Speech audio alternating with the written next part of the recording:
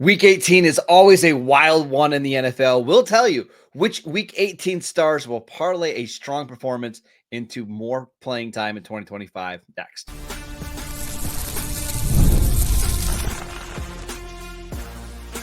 You are Locked On Dynasty Football, part of the Locked On Podcast Network. Your team every day. Here are your hosts, Marcus Mosher and Kate Madjuk. Welcome back to the Locked On Dynasty Football Podcast, part of the Locked On Podcast Network, your team every day. We'd like to thank you for making us your first listen of the day. This episode is brought to you by PrizePicks. Go to prizepicks.com/LockedOnNFL and use promo code LockedOnNFL, all lowercase, to win $50 instantly when you play $5. Welcome back. I am your host, Marcus Mosher. You can follow me on Twitter at Marcus_Mosher.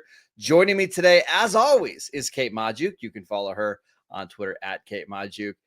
On today's show, we're going to talk about some Week 18 stars. Not really, that's a stretch. But some Week 18 players that we expect to get more playing time than usual that could parlay that chance into more opportunities in 2025. Kate, we see this every year. There's a bunch of games that don't matter in Week 18. But there's a couple players that perform well, and it ends up earning them more playing time down the road. I think the perfect example from last year is Sam Darnold, who started in Week 18 and looked good, turned that into a nice contract with the Vikings, and now you're seeing what's going on. So who is our first player that we are watching for in Week 18?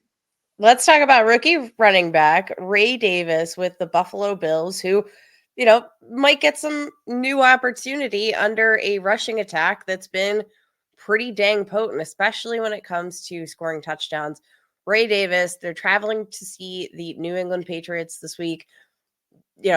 Rest it up. Josh Allen probably going to get the start in this one because he wants to maintain his start streak, but I don't think there's any question that the Bills largely plan to rest their starters. They'll maybe get a drive, I think. Ray Davis has looked absolutely phenomenal. Now, I want to preface this by saying I was a big critic of Ray Davis just in terms of his overall dynasty value because he's 25 years old. He's got a ton of miles on the tires, 4th round pick, but there's no doubt that the skill set is 100% there to earn touches. He's could be a bit of a bruiser back, 5'10", 216 pounds, can move around like a bowling ball. And that is what we've seen so far to this point. Ranks 4th among qualifying running backs in missed forced tackle rate. Excellent receiving grade, 79th percentile per PFF, 97th percentile in yards per route run among running backs. He's kind of crushing it pretty much on all fronts this year. Just hasn't had the opportunity behind James Cook, who should have been a Pro Bowler. I was going to make a really bad joke about, hey, now that the Bills are resting their starters, we'll get to see Keon Coleman and Dalton Kincaid in Week 18. Hey. Which we honestly, we might. Who knows with Buffalo? But I am excited to see Ray Davis in a bigger role. Anytime that the Bills have given him an opportunity, Kate, he's looked good. Now, the problem with Ray Davis is that James Cook has had a fantastic season. He still has 1 year left on his contract.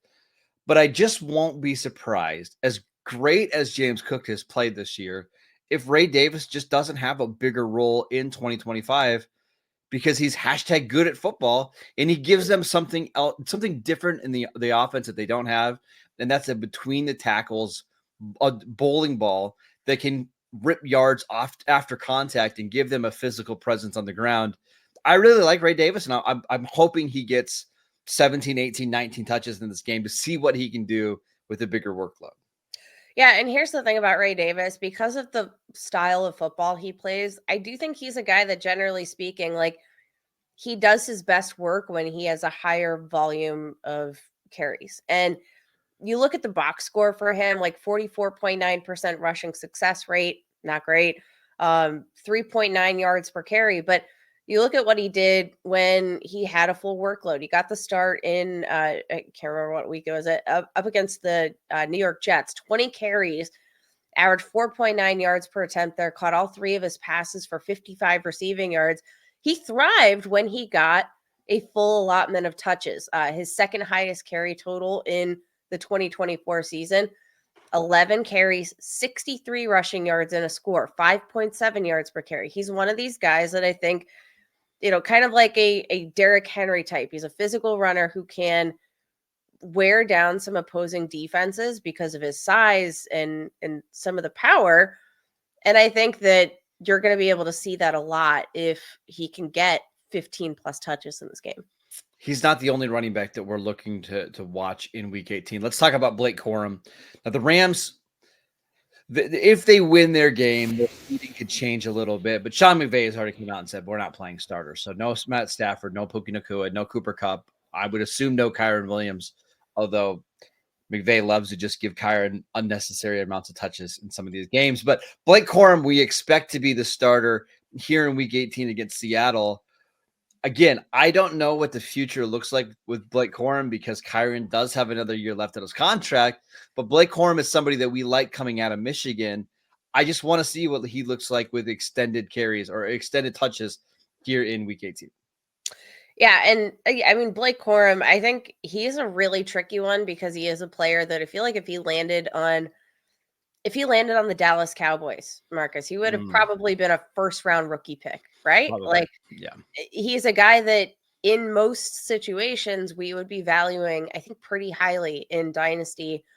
It's just he hasn't seen the field. And I think everybody's just kind of perplexed by it because usually, Sean McVay, when he locks into his guy, I think he wants to play his guy, but then you make this big investment in terms of draft capital and you think, okay, something has to be there. I don't know what it is yet. And I think that's the only thing holding me back from trying to buy up as many Blake Corum shares as possible because I love his game.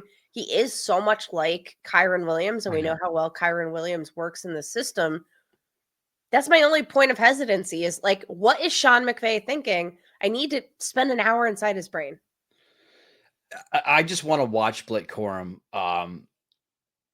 be the featured back because if he looks really good in this opportunity, and maybe we start to see in 2025 the touches get doled out differently, right? But if it's clearly like noticeable, like, hey, he's just years behind Kyren or he's just not the same player, then I'm just going to be kind of out this offseason. And I know that's not the way to view Week 18, just based this on one single game, but this is a huge opportunity for Blake Corum to showcase, hey, Sean McVay, I can be a functional, impactful running back in your system too. Give me more touches. I can't wait to see how it plays out. This is definitely going to be something to watch. And again, I think because maybe we all had like a false alarm situation last year where we already had hyped him up in such a big way and then were let down, could be one of these post-hype sleepers who, again, this is a player that I think we know the skill set, right? We saw him on a big stage in a Michigan program that ran a pro-style offense. Like, he was that offense. So when we're looking at it from that perspective, like, we already know who Blake Corum is. I think it's just about him carving out that role. And if he can do that, boy, howdy. Let's talk about two pass catching options. That's the way I'll phrase it, that I'm curious to watch in Week 18. Let's talk about Noah Gray and Alec Pierce next. This episode is brought to you by PrizePicks. It's playoff time, and if you're like me, you want to make the most of these final weeks of the NFL action. That's where PrizePicks comes in. If you love football and you want a chance to win real money watching the games, PrizePicks is the place for you. It's the best way to turn your sports opinions into cash with daily fantasy football projections. With PrizePicks, you simply pick more or less on player stats like total passing yards or rushing touchdowns. And for a shot to win up to 1,000 times your money, you can make picks in less than 60 seconds. And whether you're looking for a flex play to boost your payout or you want to cash out quickly, PrizePicks has got you covered. And with over 10 million members and billions in winnings, it's clear that people are loving this platform. I've been playing PrizePicks for years now. It's so much fun. Week 18 is challenging, but there's also some really good lines out there. Make sure you go check them out. Here's a special offer for Locked On NFL listeners. Download the app today. Use promo code Locked On NFL to get $50 instantly after you play your first $5 lineup. That is PrizePicks run your game. Download the app today. Use promo code LOCKEDONNFL to get $50 instantly after you play your first $5 lineup. Again, PrizePicks, run your game. The show is sponsored by BetterHelp. What do you want your 2025 story to be? Every January brings a new chapter, 365 blank pages waiting for you to fill. If there's a part of your life that you want to rewrite or a plot twist that you've been craving, why wait? Life isn't about fleeting resolutions. It's about taking control and becoming the author of your own story. Think of therapy as your personal editor, helping you craft your life that you deserve. It's not just for crisis situations. Therapy can help you develop healthier coping strategies, improve your relationships, and empower you to be the best version of yourself. Whether you're facing a challenge or just looking for personal growth, therapy is a powerful tool to help you guide your journey, whether it's learning how to set boundaries or tackling stress in new ways. Therapy can help you develop skills for a better tomorrow. Even if you've never tried therapy, the benefits are clear. Finding someone to talk to and gaining fresh perspectives can make all the difference in how you navigate life's ups and downs. Write your story with BetterHelp. Visit betterhelp.com/lockedon today to get 10% off your first month. That is BetterHelp, HELP.com/lockedon. Welcome back to the Locked On Dynasty Football Podcast. We'd like to thank you for making us your first listen of the day. We are chatting about some Week 18 stars that we are curious or excited to watch this Sunday. Okay, let's talk about Noah Gray, because the Chiefs are resting starters. Means Carson Wentz is going to be starting. We'll get to that in a little bit. No Travis Kelce, probably no Xavier Worthy. Noah Gray has been somebody who's been fantasy relevant this year. Do you think he could potentially be the tight end one for the Chiefs in 2025? I mean, we do know that they really like Noah Gray. And I think the question is obviously more to do with Travis Kelce, what he's interested in doing. But I mean, I think we've seen over the course of the season that, Travis Kelce is not the spry chicken that he used to be. I'm sure as soon as the playoffs start, he's going to turn into Bionic Superman and he's going to look like a 24-year-old version of Travis Kelce, but we're not there yet. So now we have to look at Noah Gray, who does get this opportunity to play a full allotment of snaps. Now, I mean, not had the safest of floor, of course, but I mean, to close out the year, 2 touchdowns, 1 touchdown. Like, he's had several fantasy relevant games that, man, if you just happen to need a spot start and you just took a dart throw on Noah Gray, probably won you the week. The team likes him. I think there's a lot to like about his opportunity in this Kansas City Chiefs offense that loves to feature the tight end. We should also mention the tight end they drafted this year, Jared Wiley from TCU. He tore his ACL in practice in the middle of the season, so he's already going to miss time next year. We know how long it takes these tight ends to develop. Gray already got an extension, contract extension before the season. I think it was a three-year deal. Yeah, it's a very shrewd move. Do you think if the Chiefs make the Super Bowl or win the Super Bowl that Travis Kelce retires? Yes. Because I'm starting to wonder if it doesn't even matter what happens this year, right? Like, he's got so many other interests outside of football. He's had a long career. He's the same age as Gronk, and Gronk has retired twice and has been out of football for 4 years at this point, right?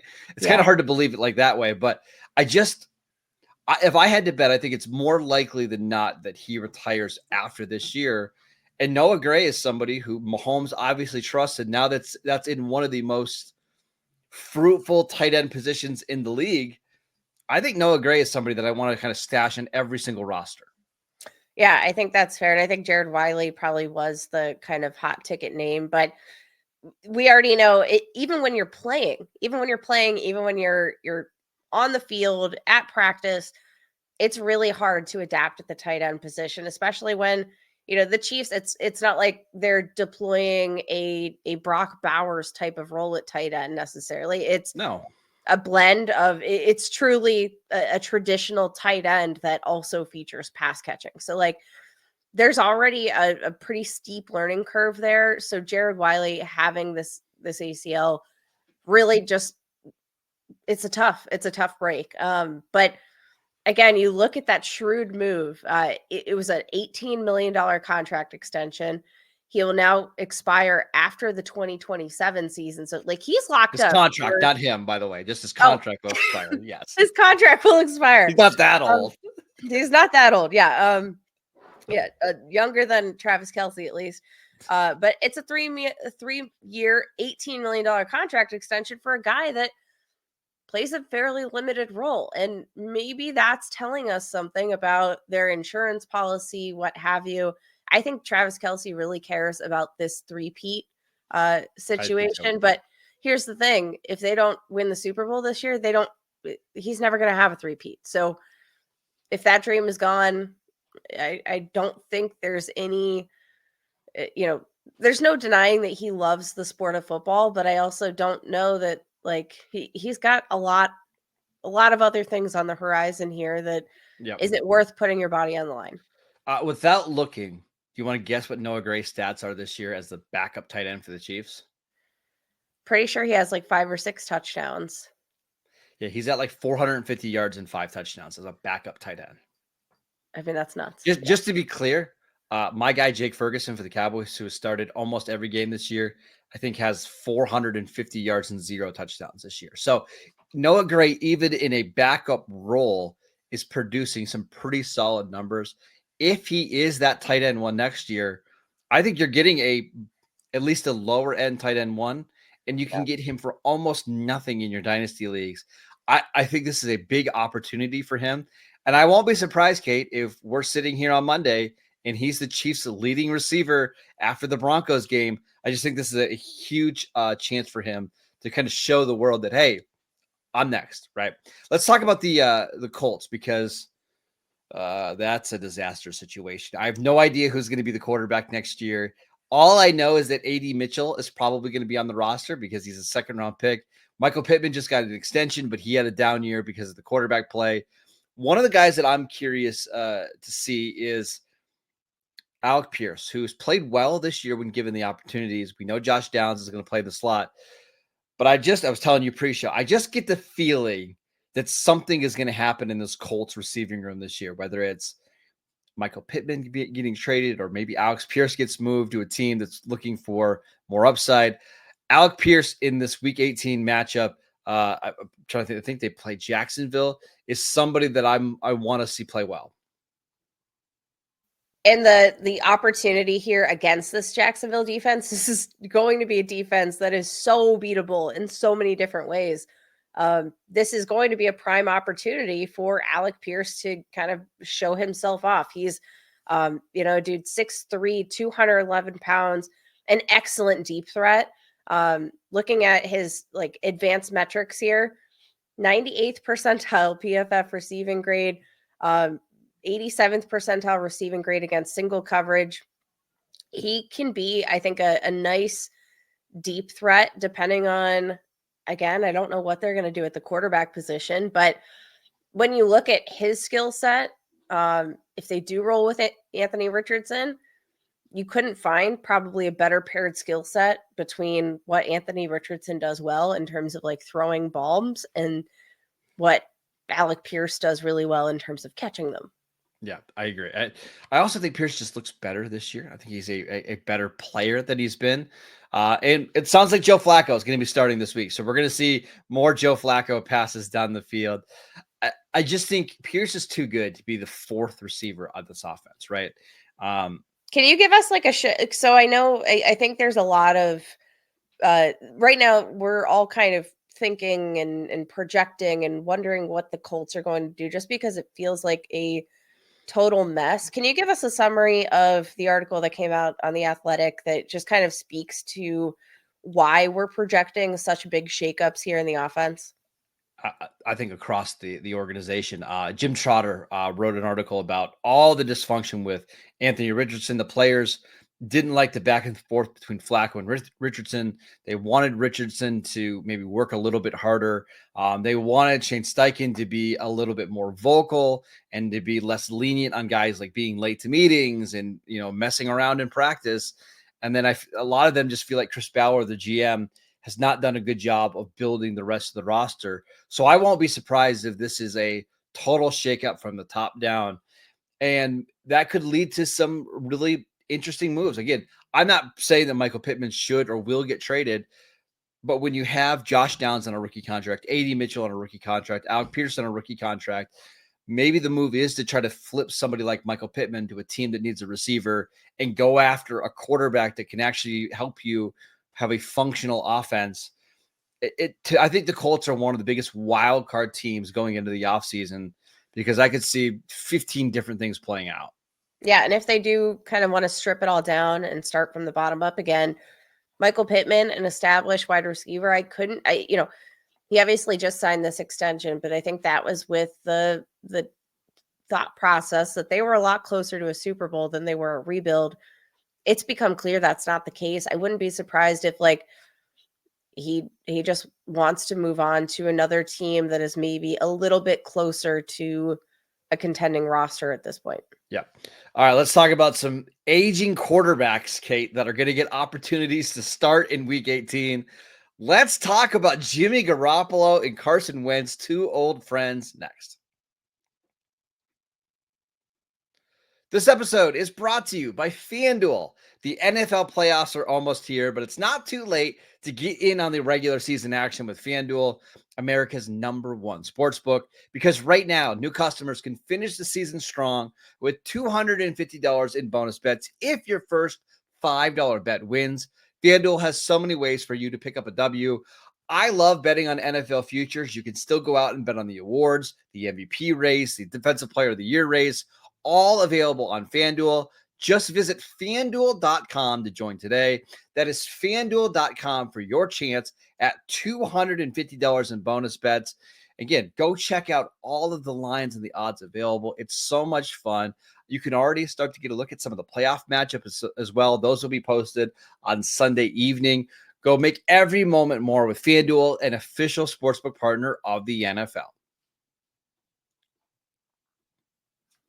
Welcome back to the Locked On Dynasty Football Podcast. We'd like to thank you for making us your first listen every single day. For your second listen, check out the new Locked On NFL show. 2 shows every single day, one in the morning with Tyler Rowland, one in the afternoon with Tony Wiggins, available wherever you get your podcasts. And one little quick note here, Kate. I did post my first 2025 Dynasty Superflex rookie draft. It's a mouthful. On the 33rd team, 2 full rounds. Go check that out. I'm sure, Kate, we're going to be diving into that as soon as the season is over. Man, this is a ridiculous running back class. Ridiculous. That's all I had to say. I am very excited to dive in. And if you guys have been long-term listeners, every offseason, we take you through all of the rookie prospects that you need to know to help you navigate these rookie drafts, give you all the information you need ahead of the draft, even just to make sure that you are all set to go and primed the second they hit open draft room. So we've got a lot to talk about. But before we do that, let's close out our discussion on Week 18 here. There were a couple quarterbacks last year that made themselves some money based on their Week 18 starts. Let's talk about some of the quarterbacks that might have some opportunities here to start who, I don't know, maybe could find some starting jobs elsewhere.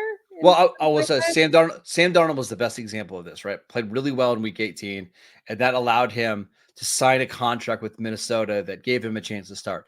I even think somebody like Mason Rudolph, who played well at the last 3 games of 2023, got a nice contract from Tennessee, and now you see him starting over Will Levis. So this does happen every single year. The guys that I'm watching are 2 names that you should know well: Carson Wentz and Jimmy Garoppolo. Carson Wentz starting for the Chiefs in Week 18. I know that Carson Wentz is not the sexiest option out there, but I think with the success of quarterbacks like Jared Goff, Baker Mayfield, Sam Darnold, like high draft picks that have now turned it around in different situations, I wouldn't be surprised if Carson Wentz got another shot somewhere else. Carson Wentz, yeah, definitely a guy that's kind of hung around. He's played in some really good organizations, right? He was a member of the Philadelphia Eagles, obviously, but since then, Colts, Commanders, okay, but he spent the last 2 years with the Los Angeles Rams and the Kansas City Chiefs. And I think that those are some opportunities. Like I'm going to like it to the Sam Darnold situation where we saw a player who kind of, got derailed a little bit in their NFL career, wasn't playing within the best organizations. I think you could say the same thing for Carson Wentz. And what does he get when he gets a couple of seasons where he can take a backseat role in an organization with a very competent coaching staff with excellent play calling and see what you can make of that. Like, I think this is kind of a comparable situation, just based on the overall trajectory. The only question is where does Carson Wentz land, and what would be the best fit? It's going to depend on the head coach and the offensive coordinator, right? Like, if the Jets go out and they hire an offensive minded head coach, they just don't have the money in the draft picks to really go out and get a quarterback. They're not going to be drafting in the top 5. You don't want to bring Aaron Rodgers back. Could you bring Carson Wentz in like 1 year, $5 million, and then draft a quarterback? Kind of like the model like Minnesota did. I think that makes some sense. Listen, nobody's itching to go out and sign Sam Darnold. But Kate, let me run through the top 10 picks of the 2025 NFL draft. You tell me how many teams need a quarterback. New England at 1. No. Tennessee at 2. Yeah. Yes. Browns at 3. Yes. Mm-hmm. Giants at 4. Yes. Or the Jaguars at 5. No. Panthers at 6. Probably not. Jets at 7. Yes. Raiders at 8. Absolutely. You've got the Saints at 10. Yes. The Colts even at 12. If you want to go down further, Ooh. I think somebody like the Seahawks at 18 probably aren't going to sign a quarterback, but they're in the quarterback market. Pittsburgh is in the quarterback market as well. There's just a lot of teams that could use a solid veteran quarterback. I won't be surprised if Wentz gets a nice little deal. I mean, I think that's a great point. And then Marcus, I think you can speak to the 2025 NFL draft class. Terrible at the quarterback position. So this is not one of those circumstances like 2024 where we're going to see 5 quarterbacks go in the top 15 picks, right? No. This is going to be a situation where maybe we see teams reach. We do see teams reach plenty of times into the first round to get a quarterback because they could get, maybe they're reaching beyond the first round draft grades, but they get the option, the 5th-year option, that if things work out, yay. Do you know what this reminds me of, Kate? This reminds me of the 2022 quarterback class where you had Kenny Pickett and Malik Willis, and a lot of people thought, hey, Malik Willis is going to go really high in the draft because there's no other options, and he goes into the 3rd round. Kenny Pickett goes at pick 24, something like 18. that. Was it 18? I thought it was lower than that, but it doesn't even matter. And then you didn't have another quarterback drafted until round 3. Now, I do think like Shedeur Sanders and Cam Ward are going to be first-round picks, but there's going to be nothing between probably rounds 1 and 2. That's where I think guys like Carson Wentz and Jimmy Garoppolo, who's going to be starting for the Rams this weekend, could parlay a bad quarterback class into starting jobs next year. It was pick 20, by the way. Kenny Pickett, pick 20. Now, Jimmy Garoppolo is an interesting one. I do think that of the 2 quarterbacks, Jimmy Garoppolo has like a less chance to end up with a starting gig. And maybe this is just my kind of projection, but I don't think there have been a lot of positive, like off the field stuff with Jimmy Garoppolo when it comes to organizational fit. There was a lot that came out after his time with the 49ers about the fact that he just kind of disappears in the offseason. He's hard to get a hold of. I think that probably, if I'm an NFL team, I'm probably going to be considering that in a part of my search. Then he had the suspension for illegal substance. Like it's felt like one thing after another. So I'm less inclined to believe that Jimmy Garoppolo is going to get it done. He seems perfectly content to be playing as a backup. I got one situation where I think he could go and play well, and I think this team makes sense. I think Cleveland is a really good fit for him. To me, he seems like the type of quarterback that would work well in a Kevin Stefanski offense, which utilizes a lot of play action, a lot of under center stuff. I don't think it's a massive stretch from what he did with Kyle Shanahan. And I just don't see any way that Deshaun Watson is the starting quarterback in 2025. You bring in Garoppolo. Yes, it's not sexy, but it also doesn't cost you really anything. And I do think Garoppolo can give them more consistent and reliable play than what DTR, Jameis, and what obviously what Watson did this year. Yeah, and I think that's, maybe you don't care a ton about their individual dynasty value, but it's about the other playmakers around him. Like we've seen Carson Wentz support receivers. We've seen him really support the tight end position. Made, Zach Ertz a top fantasy tight end for several years in his run in Philly. Jimmy Garoppolo, we saw him make several, I think a little something out of nothing at times in San Francisco. So it's about elevating the talent around them. And yeah, I'm going to say Jimmy Garoppolo at this point in his career, probably still an upgrade over Deshaun Watson. Eesh. Yeah, yikes. All right, that is it for today's show. We want to thank you for making Locked On Dynasty Football your first listen every single day. Go check out the channel on YouTube. We are free and available on all platforms. Follow Kate on Twitter at Kate Majuk. I'm at Marcus_Mosher. Enjoy week 18. We will be back on Monday to break it all down.